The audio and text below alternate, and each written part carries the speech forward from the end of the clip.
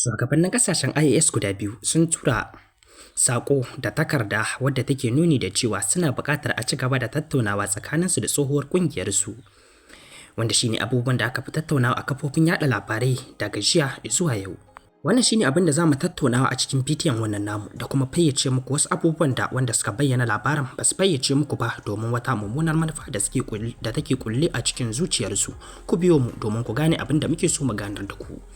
Sabuwar tashar mu mai suna Zandar TV Bentcat tana maraba da ku, haka zalika za mu koma can kacokam da sanya labarai wanda ya shafi kasar jamhuriyar Niger da ma wasu kasashe na A.E.S. Domin samun sababbin labarai za mu ajiye muku link ɗinta a cikin komantar, sai ku je can ku yi mana subscribe domin za mu koma aiki can insha Allah. A jiya ne dai aka samu wasu labarai wanda suke yawo a kafofin yada labarai wanda kafar yada labarai ta RP da kuma BBC suka wallafa a shafukansu na sanar da labarai, wanda suka ce kasashen IAS guda biyu sun tura takardar neman izini domin a ci gaba da tattaunawa tsakaninsu da kuma kungiyar ECOWAS. Wata kam duk da sun fita daga cikin kungiyar sun ba da lamuni akan a ci gaba da tattaunawa. Shin tattaunawar da aka ce a ci gaba da yi menene take nufi, kuma wata irin tattaunawa ce ake nufi, kuma me sanya su shugabannai ko kuma su masu kula da wannan kafofi na yada labaran ba su fayyace ma mutane cikakken abin da ake nufi ba a lokacin da suka bayyana wannan labarai.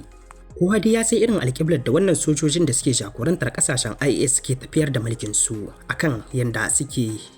fifita bukatun al'ummomin kasar su da kuma abin da al'ummar su za ta iya amfanuwa da shi akan kudurorin su ko kuma abin da yake zuciyar su. Hakan ne ya sanya shugabannin na kasashen IAS suka ce suna buƙatar a ci gaba da tattaunawa, amma ba wai tattaunawa wadda take nufi a koma cikin ƙungiyar ta ECOWAS ba. Tattaunawa ce wadda za a yi da domin samar da maslaha da kuma matsaya wadda za a dogara da ita a ci gaba da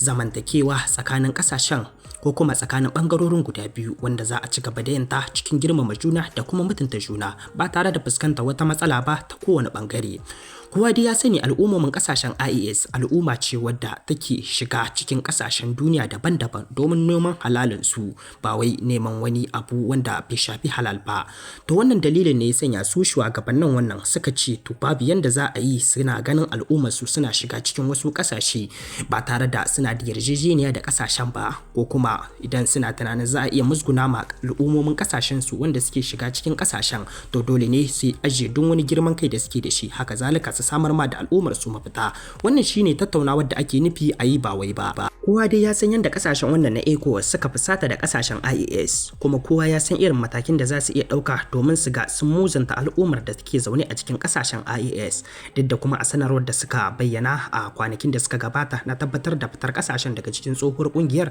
tana nuni da cewa sun yi na'am da fitar kasashen, haka zalika za su mutunta al'ummomin da suke cikin kasashen na IAS. To sai dai 'yan magana sun ce rigakafi ta yi magani. Wannan shine ya sanya shugabannin na IAS ka tura wannan sako, kuma ba shakka dole ne shugabannin na ECOWAS saurari wannan bukata da kuduri na shugabannin IAS da suka fito da shi, domin wannan abu ne wanda kowane bangare zai amfana, haka zalika kowanne yana da bukatar wannan tattaunawar.